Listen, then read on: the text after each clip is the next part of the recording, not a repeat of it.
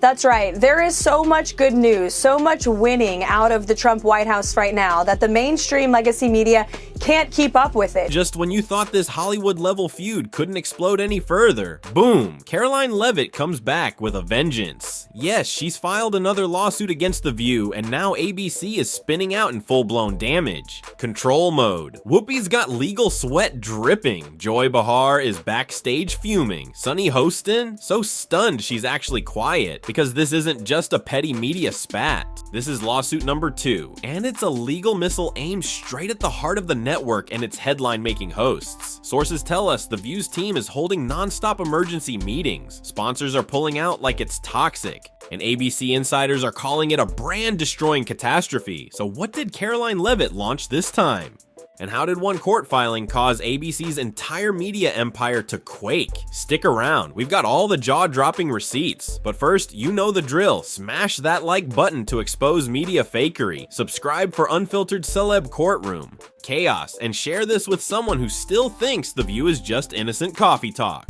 Already subscribed? Good. Buckle up, it's about to get wild. Rewind to just 72 hours ago. The View airs yet another episode. You'd assume after being hit with an $800 million lawsuit that's got Whoopi consulting lawyers between tapings, the hosts would tread lightly, but nope. Instead of caution, instead of PR polish, they went full live meltdown in front of millions. They took more shots at Karoline, again, boldly, shamelessly. Joy Behar, never shy, leads with a snide remark. Trump's Gen Z talking head. The audience cackles, the co-hosts smirk. Then Sunny Hostin joins in like she's playing tag, mocking the lawsuit as a coordinated GOP publicity stunt. But the real grenade? It comes from Whoopi. Yes, the very one already knee-deep in legal hot water. She adjusts her glasses, flashes that courtroom-weary grin, and says the line that triggered a legal war. She's lucky we even let her on the show. Cue smug applause. Cue the panel's eye rolls. Cue the viral clips. But while the live audience laughed it up and producers patted themselves on the back for going viral, Karoline's legal team wasn't laughing. They were working. Within hours, they had pulled the footage, analyzed it, transcribed every word, synced it with their ongoing case. Because this wasn't just bad taste, it was fuel for the fire. Every second of that segment became evidence, legal landmines, and this wasn't about bruised egos. Karoline's team saw it as proof that even while under the microscope of a defamation lawsuit, the hosts chose to mock, taunt, and double down. Then came the hammer, a second lawsuit filed in federal court. Not a reaction, a strategic strike. Karoline was no longer defending her name. She was on the offensive. The new charge? Retaliatory defamation. Meaning, ABC and The View were already being sued and still chose to escalate, humiliate, and antagonize. And this complaint doesn't pull any punches. It outlines a clear narrative. These were not casual offhand remarks. These were calculated character assassinations designed to intimidate and damage a political rival during an active legal conflict. The accusations are brutal, malicious repetition of defamatory conduct, intentional intimidation, reckless lies, career sabotage, irreparable, reputational harm, and it's not just Karoline's legal team calling this out. The lawsuit references precedent, cites media law scholars, and even includes quotes from a former federal judge who says ABC's defense is so flimsy they'd be wise to skip trial and ask Karoline where to send the settlement. And the blows keep coming. Media ethicists, legal experts, and law professors are lining up in disbelief, branding The View's on-air antics as astonishingly reckless for a show already embroiled in a legal firestorm. Behind the scenes, the buzz in Hollywood is getting louder. There are real whispers that Whoopi may be quietly exiting stage left, not fired, just transitioning. ABC isn't just in trouble, it's melting down. Legal sirens are blaring, PR teams are floundering, advertisers are ghosting faster. Then you can say network liability, and here's the real kicker. What they thought was the storm, that first lawsuit, that was just the eye. The second lawsuit, it's the second wave, and it's coming in fast. Joy Behar calls her a 10.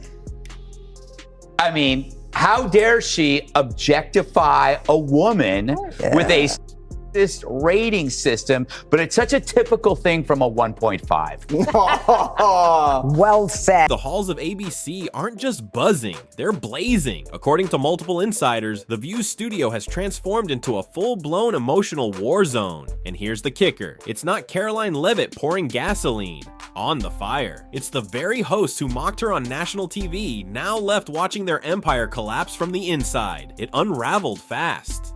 Within just 48 hours of Karoline's second lawsuit, the Backstage atmosphere didn't just crack, it detonated. This wasn't gossip, this wasn't nerves, it was chaos. Producers, those usually buttoned up professionals, are reportedly furious, and not at Karoline, not at the lawyers, at the hosts. Their own talent. One longtime producer allegedly lost it after a post-show rundown, slamming a folder and yelling, "This is what happens when no one listens." Sources say the tension isn't just emotional, it's physical. You can feel it in the walls. And who can blame them? This isn't just one lawsuit, it's two, both threatening the brand, the money, and the audience trust. Then came the bombshell. A leaked internal memo, verified by 2 independent sources. It spells disaster in one line. We asked the panel to avoid inflammatory comments on this case. They didn't listen. There it is. ABC didn't stumble into this firestorm. They saw it coming. They warned the hosts. And still, Joy cracked her jokes, Sunny rolled her eyes, and Whoopi smirked her way into legal hell. Now, ABC's in panic mode. Sponsors are ghosting. Legal teams are demanding hourly updates. Producers are scrubbing emails, transcripts, and footage like they're prepping for court. Morale, rock bottom. One anonymous staffer didn't sugarcoat it. "We used to joke about lawsuits. Now we're Googling severance packages." And that fear isn't paranoia, it's real. ABC has already frozen internal budgets, canceled development for future View segments, and shelved a major promo campaign. Security has doubled, not for safety, but to manage the PR wildfire. Angry emails, protest calls, social media backlash erupting on every platform. Even The View's die-hard fans are breaking ranks. One viral comment said it all. This show used to speak truth, now it just targets people who disagree. Petitions are flying. Calls for Whoopi, Joy, and Sunny to resign are gaining real traction. Sources say ABC's board is now reviewing contracts, an ominous move in TV politics. And Karoline? She said nothing. No interviews, no tweets, no press circuits, just silence. Strategic silence. And right now, it's louder than anything The View has ever aired. Because in today's media war, silence isn't weakness, it's power. With the View spins, crashes, and burns in real time. Karoline Leavitt is watching from a distance, still calculated, and clearly not done. For years, the mainstream shielded narratives they liked and buried voices that didn't align, but not this time. The Karoline versus The View inferno is too big, too messy, too viral to sweep under the rug, and that's what makes this moment historic. This isn't just celebrity drama, it's 2 federal lawsuits targeting the same show, with shockwaves reaching every corner of media, from daytime TV to journalistic ethics, from legal limits to live commentary. Everything's on the line, even networks that usually protect The View or ignore conservative figures are being pulled into the spotlight. MSNBC, CNN, the New York Times, all of them quietly scrambling for context, reaching out to media lawyers, trying to catch up to a story that's already left them behind. Because this isn't just a scandal. It's a legal reckoning, a media reckoning, a public showdown about defamation, platform power, and the weaponization of opinion. And it all comes down to one person, 2 lawsuits, and 1 show. What makes it groundbreaking? Karoline didn't just sue once, she sued again while the first case was still active. That's not petty, that's precedent setting. Legal experts say if she wins, the entire definition of reckless disregard for the truth in media may shift permanently. And the aftershocks, they won't stop at ABC. This case could affect YouTubers, podcasters, streamers, anyone with a mic and a following. Because if courts tighten the leash on public commentary, the ripple effect will change everything about online speech. Right now, social media is on fire. Hashtags like Karoline Strikes Back, Sue The View, Shot Justice for Karoline, and media accountability are trending non-stop. TikTokers are resurrecting View clips, splicing them with legal breakdowns. YouTubers are holding live panels with attorneys and political analysts, breaking it all down frame by frame. And here's the real shift. shift. Even progressive voices are starting to fracture. One viral MSNBC post read, "Karoline may be polarizing, but she's exposing a media problem we've ignored too long." That post exploded. Thousands of retweets and a flood of uncomfortable conversations that legacy media can't ignore, because for years, The View operated in a safe zone, protected by applause, flattery, and soft coverage. But Karoline just shattered the bubble, and now the spotlight is on the hosts, not the guests. This lawsuit, it's no longer about Karoline. It's about power, truth, and the media's moral line. And now that the cameras are turned inward, what we're seeing isn't pretty.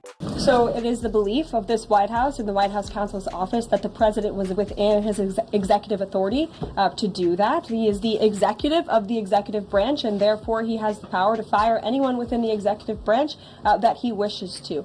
There's also a case that went before the Supreme Court in 2020, Scala Law LLC versus the Customs, Bureau Protection. I would advise you to look at that case, and that's the legality that this White House was wrestling on. ABC is facing the nightmare they swore would never happen. Keep the show or cut it loose. Inside Network HQ, panic has calcified into paralysis. According to multiple insider leaks, executives are now locked in emergency meetings that never seem to end, debating a decision that could redefine the network's legacy forever. They're staring down 3 brutal options, and none of them are clean. Option 1, suspend Whoopi, Joy, and Sunny. It's the PR Band-Aid play.